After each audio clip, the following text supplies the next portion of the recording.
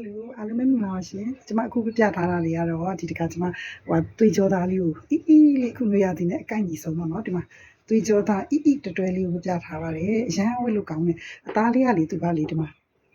ပါအီပြီးတော့လေဟိုပပလေးနဲ့ဟိုမှသူကပျော့ပျော့အီလေးပေါ့နော်။ဒါတော်တော်လေးကောင်းတယ်။အခုမျိုးရသည်နဲ့ဆိုတော်တော်လေးကိုက်ညီတယ်။ဒါကျွန်မဝတ်ထားတာ 5XL ပေါ့နော်။ဒါဆိုလို့ရှိရင်က40လောက်တော့ရမယ်40 42လောက်တော့ရမယ်ပေါ့နော်။ဒါကျွန်မပေါ့ပေါ့ကြိုက်တဲ့အတွက်ကြောင့်မလို့ 5XL ကိုဝတ်ထားတာပါ 5XL နဲ့ 4XL နဲ့ရှိပါတယ်။ဒီမှာသူကဘရက်ပေါ့နော်။ဒီရှေ့ရဆိုလို့ရှိရင်ဒီ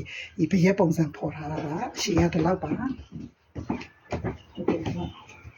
လက်ကလေးရလေရိုးရိုးလေးပဲဒီမှာလက်ဖောင်စီးပုံစံလောက်ထားပြီးမှလို့လက်ဝါးကျဲတယ်နော်အရန်အေးပါလေအရန်လေးရမျိုးရှိပါတယ်ဒီစာပန်းရောင်လေးပါပန်းရောင်ရ 4XL မှာနည်းနည်းဒီထက်နည်းနည်းလေးသိမယ်ပေါ့နော်ဒါကျွန်မအပွားကြိုက်တဲ့အတွက်ကြောင့်မလို့ 5XL ကိုဝတ်ထားတာပါသူကဒီလိုအသားလေးကဒီလို